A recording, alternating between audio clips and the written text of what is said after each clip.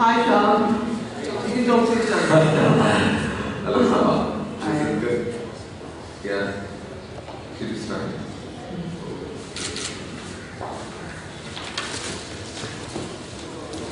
Like 20 people speaking to me. Welcome. Thank you for coming. We must be up against some stiff competition.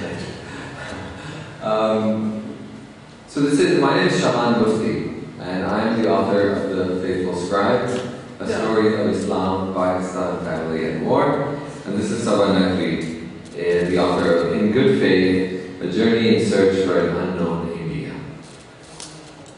I'm very glad that we ended up together, because we are two of the coolest people at this festival, in my opinion. We're going to start, so we have an hour to get through these two books.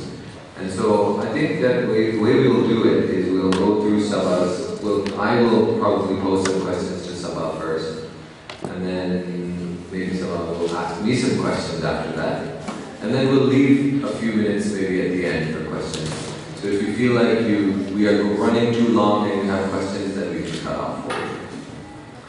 But, so I'll start. Saba's book, In Good Faith, I should say by way of introduction also that I am Pakistani and Saba is Indian. And we're both journalists. And we are both journalists. And we both wrote books with faith in the title.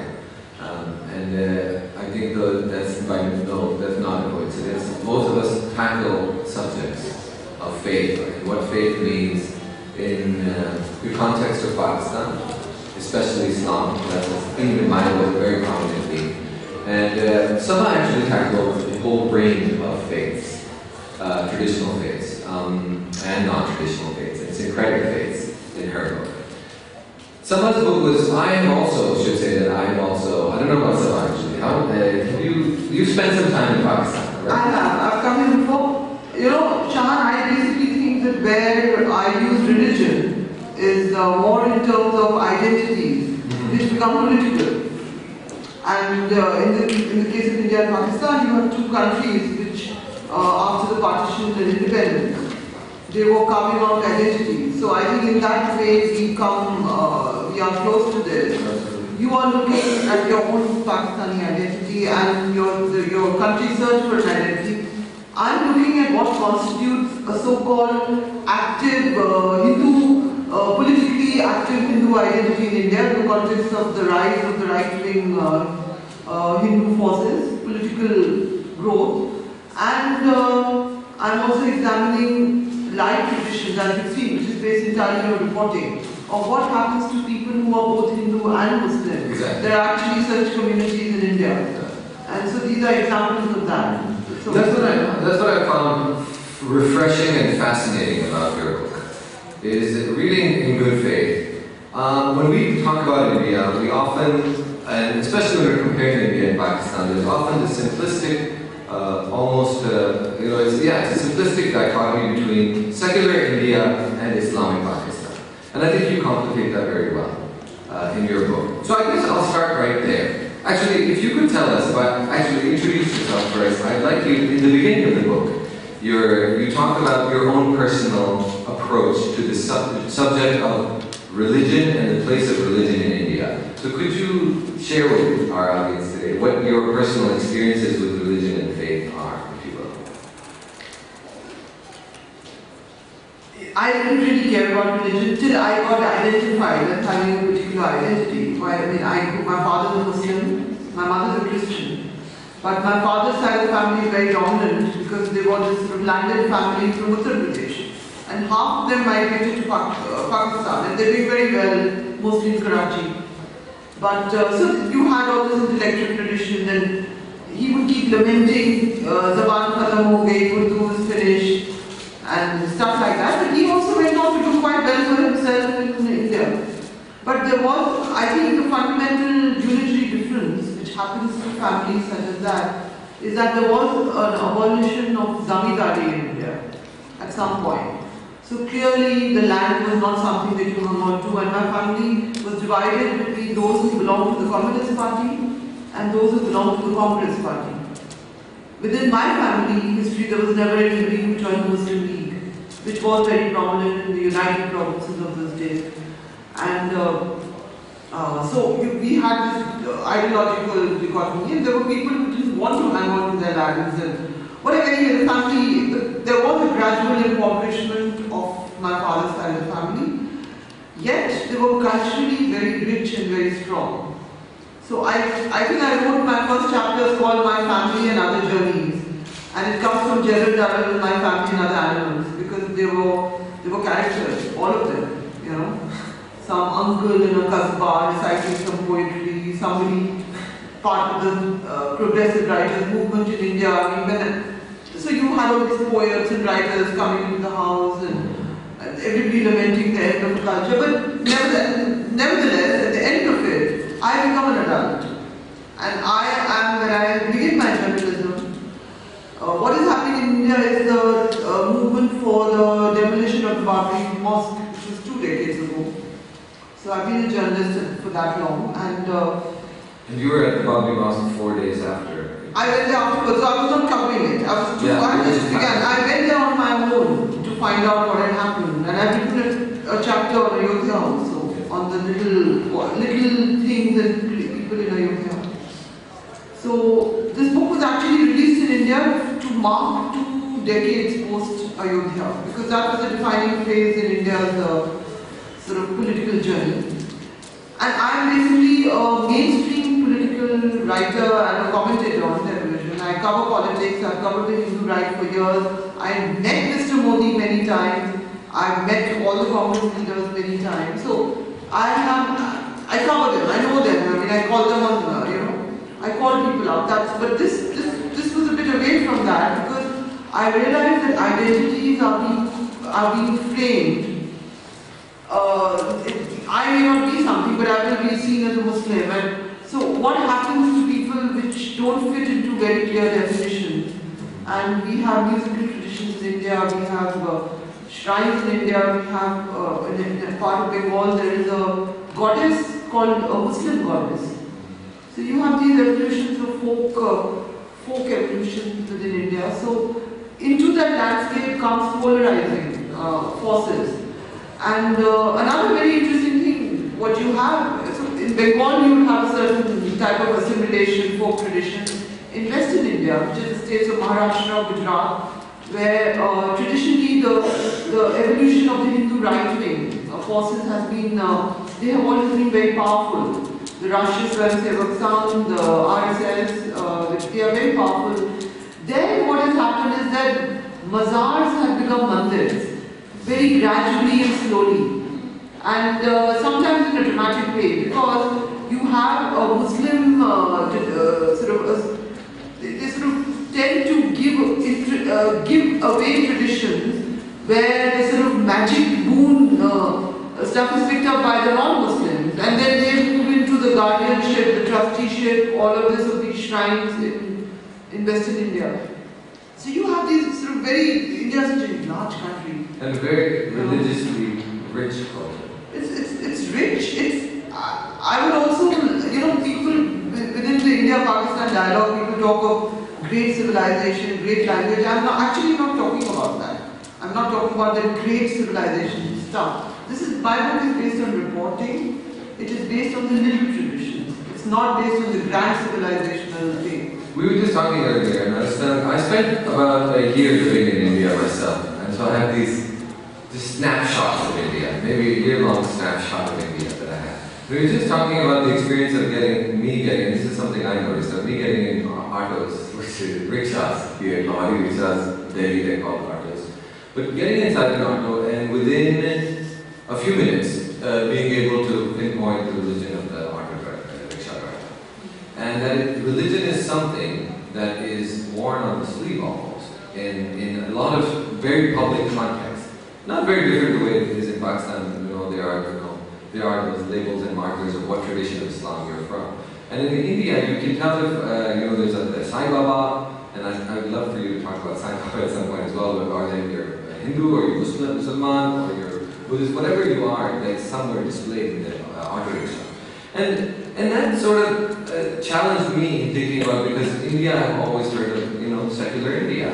And so it was this very strange way to wrap my head around. What does secularism mean in India? Would you call India a secular state? And if so, is India a secular country? And if so, what does secularism mean in India? And I like your book because it doesn't actually talk about secularism much at all. You're asking me to make a constitutional statement. Okay. No, I mean, in socially, in living life, what does secularism mean? No, I think you're mixing up religiosity with secularism. Because, not only can you make out whether a person is Hindu or Muslim, and I think many of us, I see some Indians, you can even tell the person's caste. And that's very, very important to know when you're operating within the Indian landscape. You're covering anything in India, politics especially. You just ask for a name and you know the caste, and that's how it works. And whether there's Sai Baba, people are religious. People put up little things. I don't know. In my childhood, some of you may have heard it. You hear about these partition riots happening, and a Hindu and a Muslim friend walk down the road, and the Hindu who bows before the Gurdwara, before the masjid, before this, so then the Muslim guy says, why? He said, you don't know who you're going to meet out there. I mean, you don't take your chances, you worship everything. So there is this sort of Hindu approach to being fairly reverential towards gods and goddesses and putting up things, but that's one aspect of it. In fact, political Hinduism, I don't want to get too much into that because this book doesn't deal with that, but that's an area that I am actually quite an expert on, is actually very removed from religiosity. Political Hinduism is very, very removed from what is the general nature of people to worship and to, say their prayers and that sort of thing.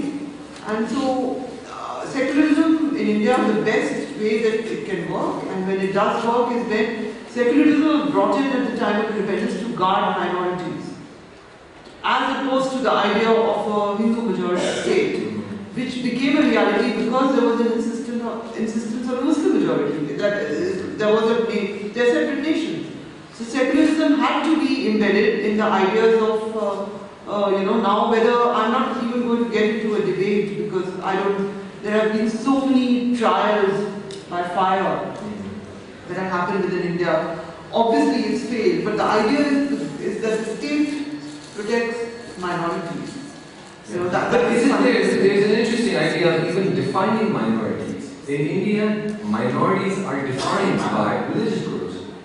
Is there a contradiction in there? Because minorities could have been defined by caste, or they could be defined by regional language. That's only minorities. Please remember the Indian Constitution gives 25% reservation in every area to Dalits and tribals. So the first, in fact, there's a huge debate about Dalit Christians, Dalit Muslims. They want reservation. They want Dalits, for those who don't know, are the sort of lowest caste of the Hindu community. From the time of independence, they've got reservations, and they have come up. And the social, to some extent, there are huge problems. And but yes, to get into an analysis of Indian secularism, I'll say one thing here which I don't think Pakistan may be familiar with. Because India is so consumed by this electoral politics, all the breaches of secularism that take place happen because somebody sees profit in political mobilization. If it is all mobilization, whether it's on caste, whether it's on religion, it is always done to benefit a political player or another political player.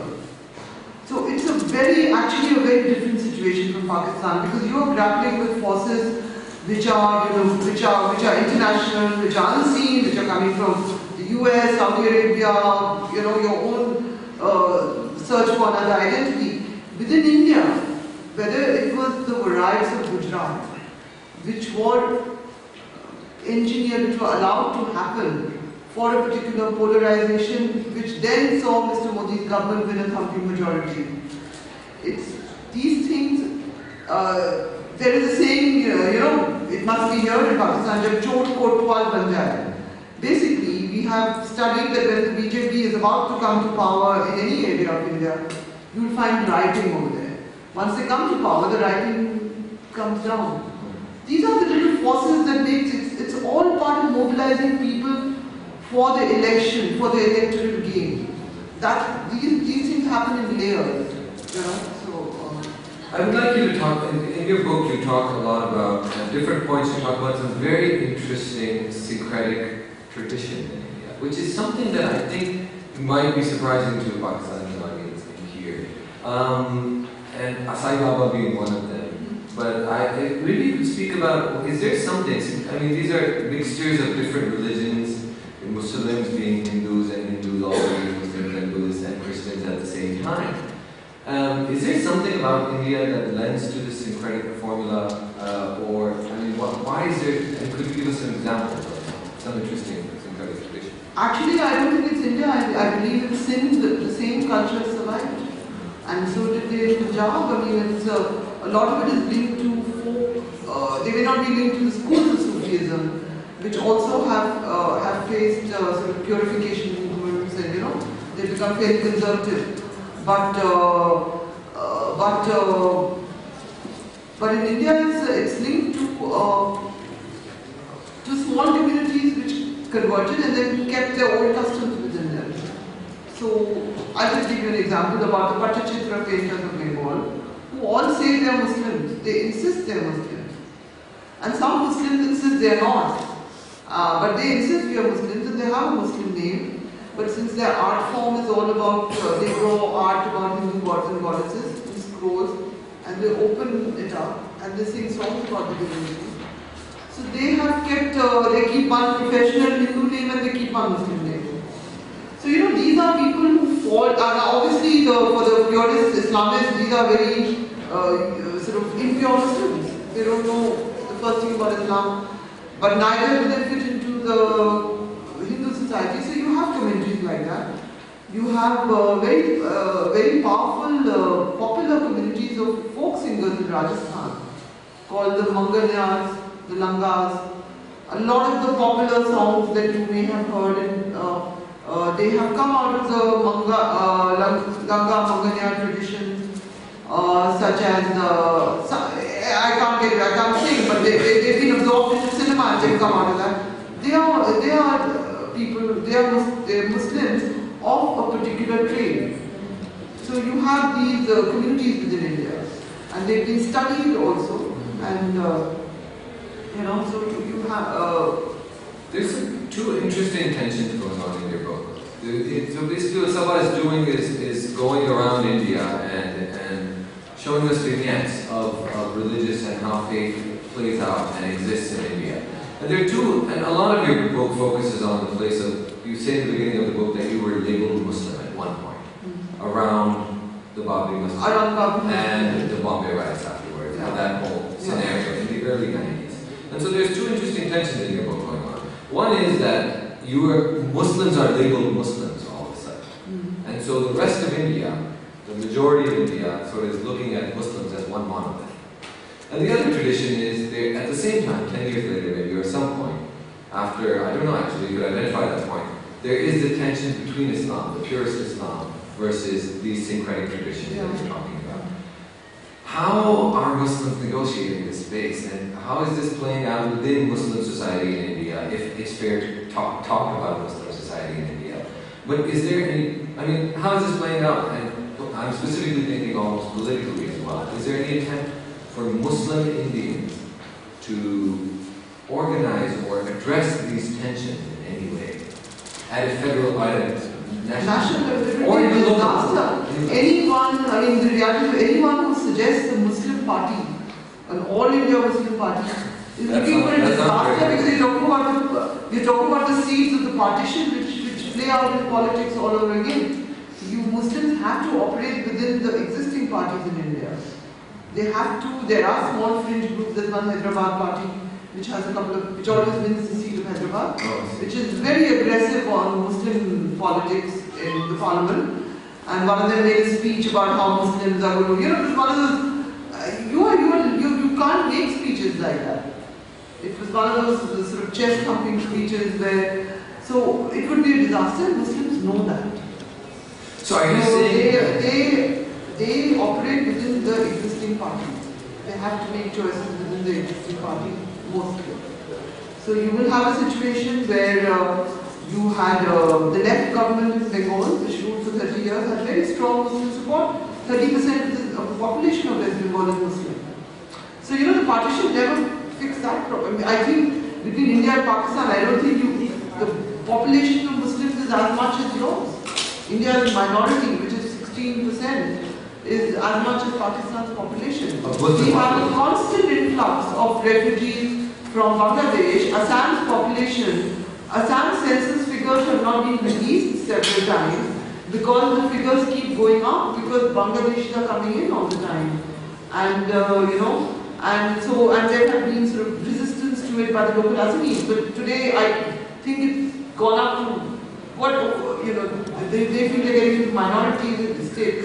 I personally am a person who believes in universal sort of a world, but this is the politics that plays out in India. The Bangladeshi issue used to be a very important issue for the Hindu right to raise. The Bangladeshis are coming into the country. Somehow the issue is tapered off somewhat. It's not there so much anymore, Yeah, no, this is something I actually heard in India a lot as well. Was that the census figures are extremely political, obviously. So the census figures are accurate, but what happens is they don't release them. They didn't release them for Assam, and sometimes they don't release them on community basis. And so it sounds like from what you're saying is that there's Muslim organization, political organization is almost an impossibility. There are many, but they're completely irrelevant, and thank God for that. Okay. So you don't see a need for this either? Not at all. In fact, I think they are, even the way that they have been pandered to, there's a completely different reality. Deoband is in India, right? Now, you have always heard that the Deoband syllabus, we've all heard it, the Taliban, they were treated. Now, what is Deoband in India? The unique I was there actually during the Imran case, if you remember that. I don't know if this was some moment, anyway, never mind. Anyway, but I'll just get to tell you a little bit about Deoband in India, since it's headquartered in India. You may not know this, but some of you may not remember that during the time of the partition, the Deoband seminary took a view, they were against partition, right? But they are very, very conservative Muslims. So how now, this has been the sort of the weaknesses of the Indian state. They have negotiated. A state which is intended to be liberal and open has negotiated with the Muslim community very often, setting into place personal laws for Muslims advised by the Deoband. Yeah. So there's an all India Muslim personal law board. Now they're full of these Deobandis who are very conservative, and the largest network of madrasas within India is Jamiat al-Imani, and then I know them all. This is Maulana Madani calls me up, we have conversations, and I know them all. They are most conservative. There's nothing wrong with that, but their view of Islam is completely opposite to everything I've written about in my book. It means let every color sort of thrive. So they're doing that, but there are so many.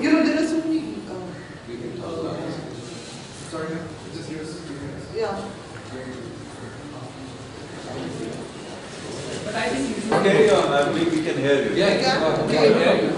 So, what was the question? I forgot. What you were talking about was this political. What you were describing just No, I was think Deoband. it's dangerous. It's dangerous. But Deoband and this are rising up. But they tried to have political parties here and there. They failed bombs. Deoband is that. Yeah, they've tried. They've never got the thing. But the government gives them more importance than they deserve. Yeah. Because Given the absence of any political organization. Yeah, the government gives them a lot of importance, and they have become the sort of spokesman. They have anointed themselves spokesmen for Muslims. I want to move also to the upcoming election in India. If you could speak a little bit about it.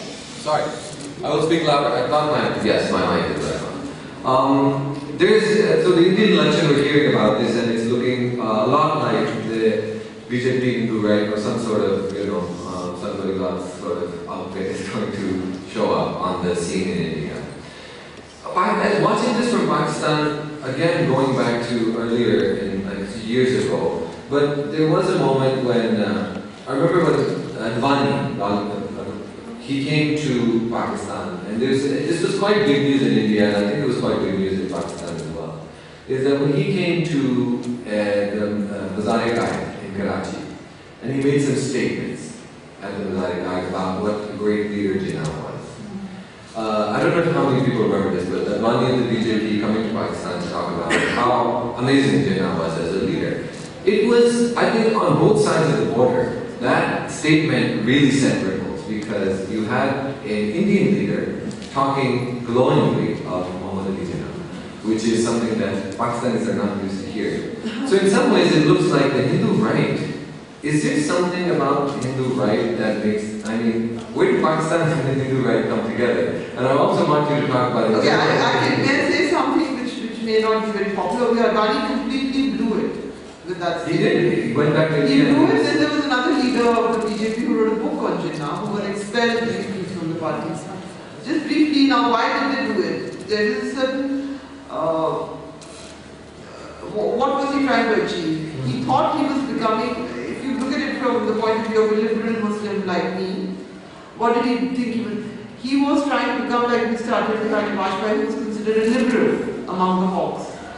So he thought that the way to soften his image among Muslims is by praising Jinnah. So did he then think that Indian Muslims were sort of secret lovers of Jinnah? You know, so the whole thing was completely showed how deformed the minds of these people are. So, and plus he annoyed his own people because, and he annoyed the whole political establishment because the fundamental principle is you never accepted the two-nation theory. You know, now the irony here is I tell you why these people keep getting all mixed up, because at heart the Hindu right would like a two-nation theory. This is not being able to manage it. So which is why they get so convoluted about it. Whether it is Mr. Advani or Mr. Jaswant Singh, and Jaswant Singh is a lovely guy. I mean, I know both of them really well, and Jaswant is quite gracious and all to talk to. But it's because in their idea, in their sort of rhetoric and all, they will not articulate it as a two-nation theory. But if you look at some of their work, or with some of their ideologues like Golwalkar and all have said, they basically believe in a Hindu India. And that was it. So, you know, but that's such a different subject we're getting off. Yeah, no, actually we're coming, I think, right to my book now. Yeah. Talking about the two-nation theory, and this is something that I deal with. Sure, yeah, but this is something that I deal with in my book extensively, is this idea. I don't even actually call it the two-nation theory, because to me that phrase is outdated. We are talking about a two-state reality. So this idea that there's a theory that says there are two nations who live in two different states now. And so that's a very realistic approach that so in this book I also spend some time in India and I talk about these things, but I think I don't use that phrase personally about the two-nation theory, but this idea of Muslims forming a separate home in Pakistan, the Muslims of northwest India forming a separate home, and this idea that something binds them together as a nation, that is definitely a thing in my book. Do you think, now that I've gone through your book, but invited to share with the audience, do you think Islam binds people together as a nation? A straightforward answer. That would be my entire book. No, you've got to have a simple yes or no answer to that. I don't have a simple answer. You can't tie yourself up. This is the question. Can Islam tie people together as a nation? I think that Pakistan is tied together by geographical borders. That is the reality. Again, if we are looking at what a border exists, but I think there's more to it. I think Pakistan before I tell you what I think, I will tell you that Pakistan, to me, and this is something I say in the book as well, is that Pakistan's central issue right now, to me, still is underneath all these layers of the action in North Waziristan right now and all the political maneuvering that we see every day. Underneath all of this is, to me, Pakistan is still debating and struggling to define what the Pakistani nation is. Alright? And I think that this question has existed from the beginning. I think simplistically people say that what the the Pakistani nation was a nation of Muslims. And I think in a way that is absolutely correct, because geographically this was a Muslim majority area. This corridor of land from the Himalayas to the Arabian Sea, tied by the Indus. This region was a Muslim region. No, in that case, then you're talking about, you're making an intellectual argument for majority rule anywhere in the world. Yes. I mean, so we, as an academic, we're going to care. What you're saying is that the majority shall prevail. So then we have no discussion, we have, minorities. Absolutely. I think that what we can ignore is that the Muslim nationalism is the subject of this book. And how and where and when Muslim nationalism happened. I trace this, the book actually traces my own family's history. My name is Shahan Mufti, so I'm Mufti from my father's side. And my mother's family is Qazi. So I'm Qazi and Mufti from my two. I'm fully in there. It's a judge, jury, execution. As far as it's judge, jury, execution. I can go back like that. So I have, both sides of my family have these histories in Islamic bureaucracy, court bureaucracy specifically. Now I went out and investigated where these names come from. Why am I Mufti from my father's side? Because there are Muftis in my ancestry. And why am I Qazi from my maternal side? Because there are Qazi. There are people who pulled their salary and paycheck working as Qazis in courts and Muftis in courts. So me personally, for me to say that I can somehow separate Islam from my mother and father's or their families, or somehow, and then you come to, obviously the era of Pakistan and how these families get plugged into the Pakistani structure. For me to separate family from Islam from Pakistan is it was an interesting idea for me to try to do that. And so that is where the book, that is what the book is tackling. As far as this question of majority rule, that's not, I think I'm looking at when these things in my family became one. At what point did Islam enter the family? And through the name or through the job title. And when did Islam become part of the Pakistan Muslim nation? Because again, this idea that Pakistan is the nation was, I think, as objectively as we can say this, Pakistan was founded as a nation for the Muslims of South Asia to protect their rights. Where the minorities go in there is a very tricky question. And it's a very valid question. It's a very valid question. But I'm taking you're saying that you're saying, we don't have a very big argument to make. We get clear about the book. We've already had. But we'll actually leave 15 minutes in because I think people are ready to ask. But so this is my project, is to find out. These are questions that Pakistan, in my view, needs to answer. Is what is it? We cannot ignore these questions of where does Islam fit into not only the society, but also the political structure, and also our constitution, which happens to be, have all that great stuff in it. So we need to, this is a question, I'm not in no way presenting, let me be clear, I am a journalist. I have worked as a journalist. As a professional, I have only worked as a journalist. My book is observational. A lot of my book is about how I have seen these issues of Islam and nation in Pakistan play out. In my own family, for the most part. But obviously I talk about my experiences working as a journalist in Pakistan, covering everything from the Red Mosque, which is, I think, a very relevant issue. We were talking about this earlier today as well in another session. But talking about what is the Red Mosque all about? What is this demand? Yeah, and so anyway, these are all things tied together. I don't think I give an answer that might, even in the book, that's satisfactory. But it is an observation, and I think it's something that Pakistanis need to grapple. To wonder about creating a nation, a Muslim nation. I think nations do come about from pondering about them. I do not think that nations are natural. You may be pondering about them, but people are not pondering. People are surviving this. Look what's happening within Pakistan. Absolutely, and I don't. I don't think there's anything organic or grassroots about nation building. And we can look at not just Pakistan, we can look at India as well. Who decided and when was it decided that all 26 states and now 29, how many are there now? 29 just the other day. 29 states constitute one nation.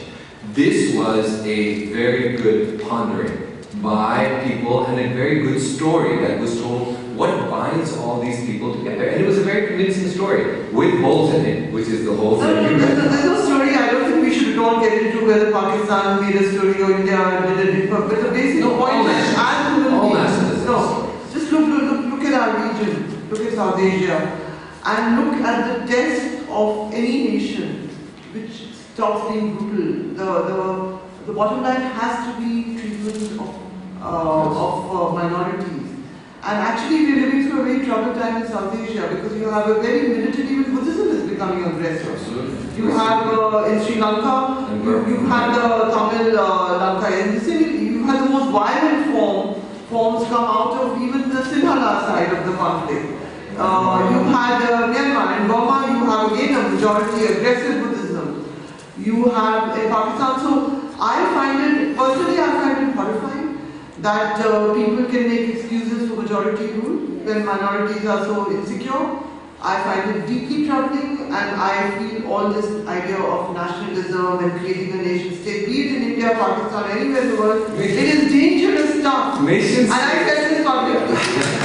I think it's dangerous stuff because you want people under this idea of some national purpose. But I think that nation building has not been a beautiful, easy, pretty concept anywhere. If we look at Europe through the 18th and 19th and 20th century, early 20th century, there is almost nothing. I mean, what we have right now as far as that nation building project, obviously the partition was bloody, and one of the bloodiest events of the 20th century. But it was no less bloody building and drawing those lines in Europe. It has been no less bloody anywhere else. Absolutely, but look. So yes, I agree. What I'm saying is that I completely agree that nation building is an ugly project.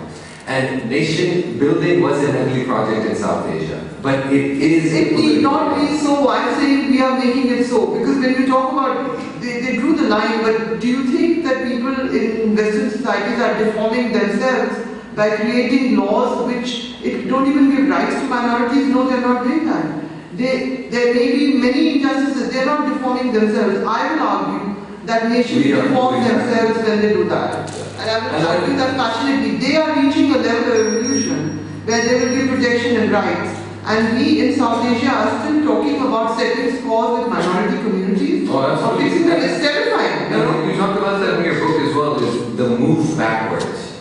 Is that we are somehow regressing. And I think we can say the exact same thing about Pakistan.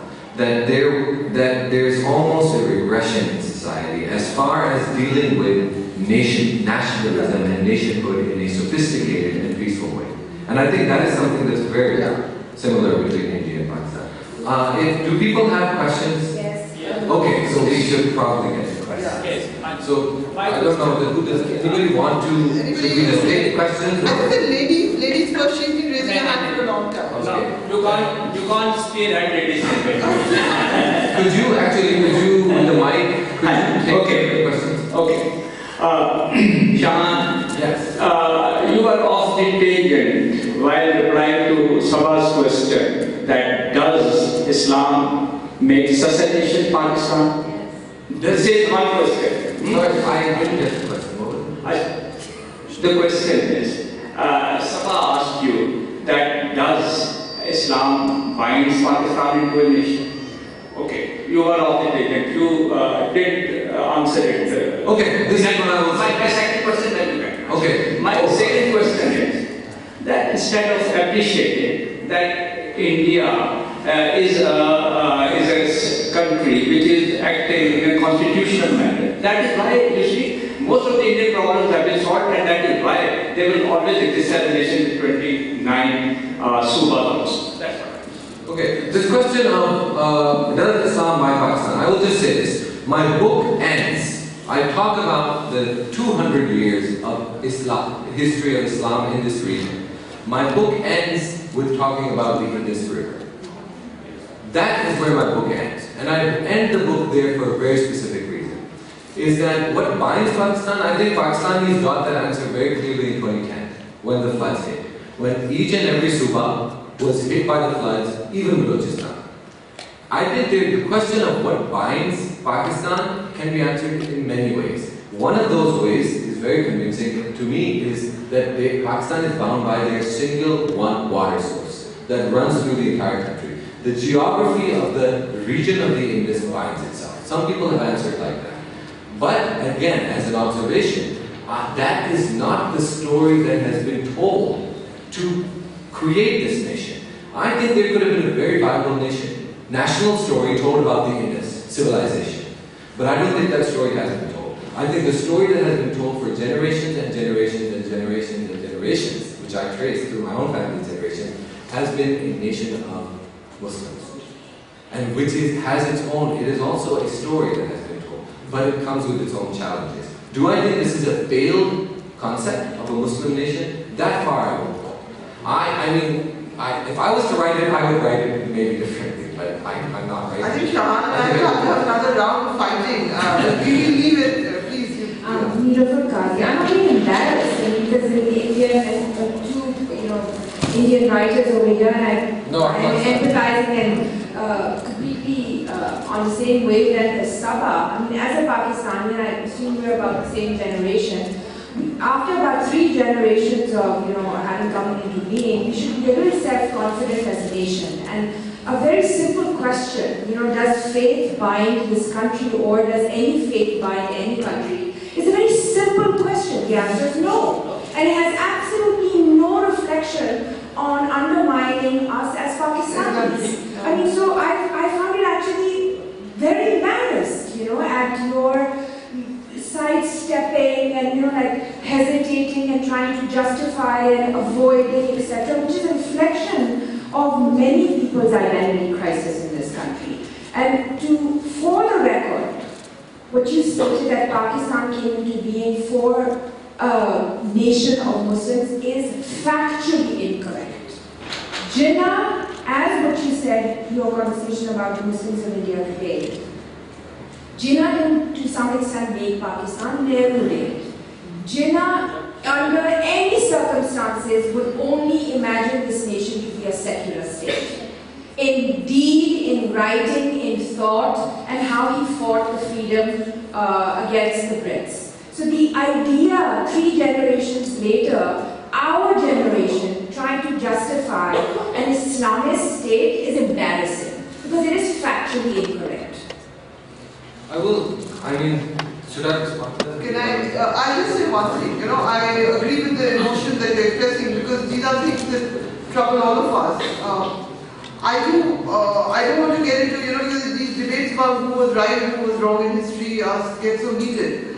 But the fact is, whether he was driven to that point or not, Muhammad Ali Jinnah did ask for a country for Muslims. He created the 2 nations theory. Yes. He did do that. Yes. So we cannot escape that. Now, whether he walked into a trap, that's an entirely, whether he walked into a trap which was set for him by a section of the National Congress leadership, these are things which have been explored by history books. But he did. Last option. Or maybe that was the last option. Maybe that was the last option. We don't know. He was trapped inside. No, we've had these debates and we've had this, how politics, the Congress party at that time represented people from the right wing to the left wing. It had some very conservative, even those who, who would today be part of the Hindu right. It had all elements within it. So, so whether he walked into a trap or not, I am not a judge of that. I have read enough history to explore this area, but I am not a historian. That's a different point. I was very interesting, by the way. He was not thing. I will also say, cut theory, and people fought for the right and fought for the nation, and in the concept of Islam, nothing is wrong with that.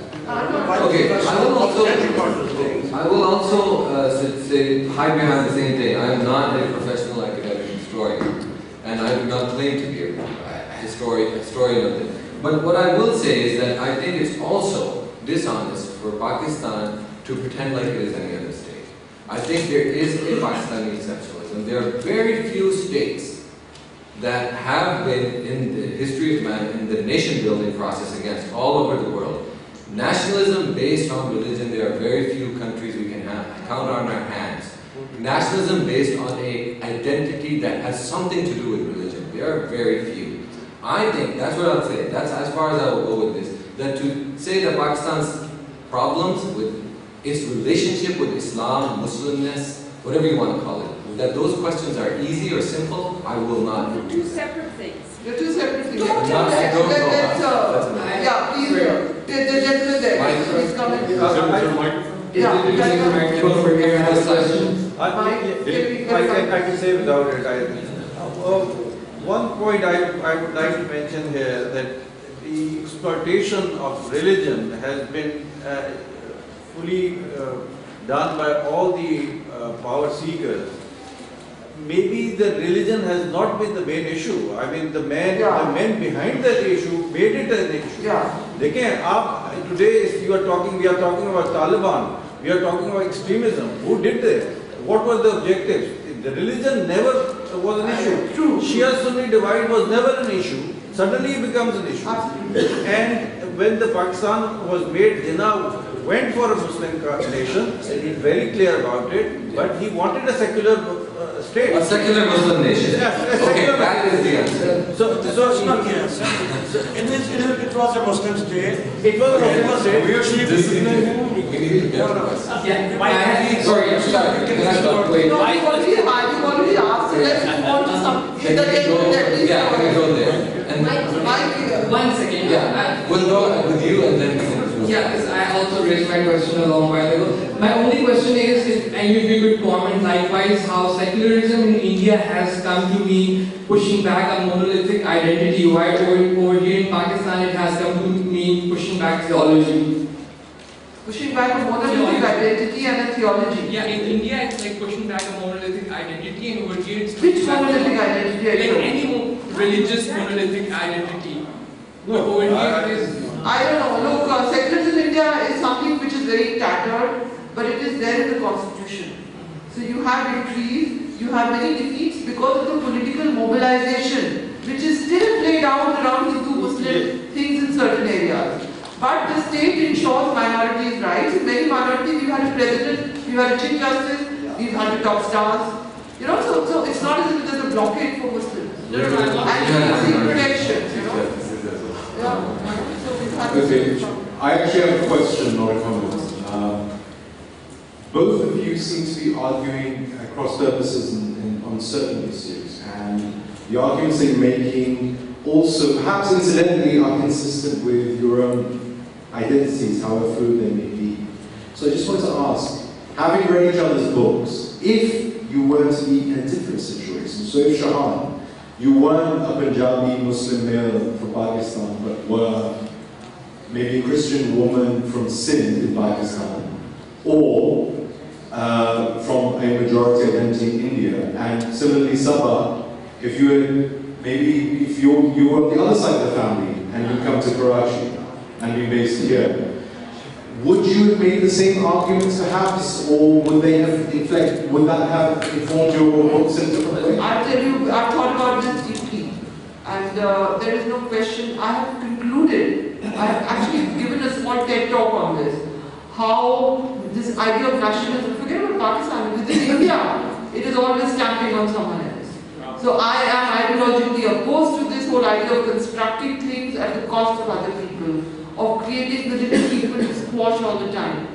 So I would never ever be an apologist for any nation or any idea of a nation, ever. I believe that the greatness of India, and I said that, should be that you reach out to the weakest people, be they economic minorities. I mean, forget about the Hindu-Muslim thing. The Hindu-Muslim thing, to my mind, is a distraction in India, which goes on and on because you have such levels of poverty there. And certain communities, tribals and all, never get the attention that they deserve, and we are kept in this great Hindu-Muslim dialogue all the time. So my position, regardless of what I was, be absolutely certain I would be opposed to this. It's got nothing, because I may be a Muslim, but I'm from a very privileged background. I've never sort of had victimhood stamped on me. So I don't think my position would be different. I will give my answer to that would be, that's an impossible question to answer, first of all, because I don't know what I would be thinking. But I will also say that I suspect that if I was somebody else, a Christian woman from Spain, that I would tell myself a different story. And that is what my whole book is about. That is why my whole book is tied around my family, because that is all I can speak for. And so I am, while I'm making a larger argument, and I'm making larger observations about Pakistan, I do belong to the most majority, and being, again, male Muslim Punjabi in Pakistan is pretty awesome. Like you're pretty, like you're saying. And according to his books, it's descendant of the Prophet. My maternal family line is Faruqi, so... No, and so when you were reading each other's books, were you finding arguments against your arguments? Absolutely. I mean, if you read Saba's book, she starts off by a pretty hard shot at Pakistan, actually, in the beginning of your book. It's very anecdotal. Yeah, it is small, but I think we completely come to terms that we disagree on a lot of things, and that we don't see eye to eye. Actually, I don't know why are we actually so reluctant in not saying that Islam cannot actually tie people into one region. Being a Pakistani, we have an example like Bangladesh in front of us. Language is a bigger, if you ask me as an outsider, I have no business to tell you in Pakistan, but I think language is a bigger bind that keeps people together. So you have Punjabis across India, Pakistan, they're so happy to meet each other. They forget about it. When Indians meet, North Indians meet Tamilians, I can show you that they're happier to meet Punjabis, happier to meet Pakistani Punjabi than to sit with somebody from Tamil Nadu. So linguistic, But they never kill each other. Punjabi. That's just people kill each other, that's a different point. But I'm just saying that I think language is a bigger bond than religion. In my view, language is a more durable bond than religion. Language, culture, the culture around language, literature. So, just quickly on the Punjab thing, I think that actually, I've seen that as well. There was a bunch of Punjabis here watching the cricket a few years ago, and that was great. But I think history also has other examples, like in 47, Amritsar and Lahore, the streets of these cities were awash with Punjabi blood, and it was Punjabi and Punjabi violence. So I think we all have our own individual biases and ideological persuasions, and in accordance with those, a lot of people think that language is a bigger binding force. And for a lot of people in India and in Pakistan, religion, in their minds, if not practically, is a bigger binding. So I think we can't rob people of their agency to feel that sense of bonding or brotherhood with co-religionists or co-linguists or whatever identity matrix people are finding that they connect with each other. My question was a little bit different because this debate will never be resolved. People get very emotional about this. My debate was that in both your discussions, there was kind of a prosecution of the state, that the nation state and the idea of the nation state, it's kind of a failed thing because it's identity-based and all these minorities are suffering the yoke of that failure. And I wanted to just sort of ask if both of you would like to explore that further. And the challenge I would offer is, perhaps it isn't the nation state that's the problem. It's that these societies are fundamentally broken. Whether it's in, what would happen in Gujarat, which Pakistanis love to quote, but I'm sitting in Lahore and in Badami Bagh less than 2 years ago, we had something similar. So is it this nation state that's the problem, or is it really a broken sense of societies that are the problem? You've asked such a complicated question. We've just been told we have 2 minutes to answer. So, what can one say on this require the whole thing? I have a feeling this will continue now. We will have to just see that, but you can go ahead and answer. The Shahan may want to sort of. I don't think that I identify the state as a problem. Again, I'm looking at this as factual reality. I don't think, but I do think that the state will be as strong as the national narrative or story is. The more the national, whatever this question that we are dealing with, of what binds us together, I do think that it is not divorced from the efficiency. He's arguing still for the nation state, and he's. I'm not arguing for it. Okay, I've been asked to tell all of you that copies of Shahan and both our books are available in Liberty stores. We will be signing copies. So please do pick up if you can. And,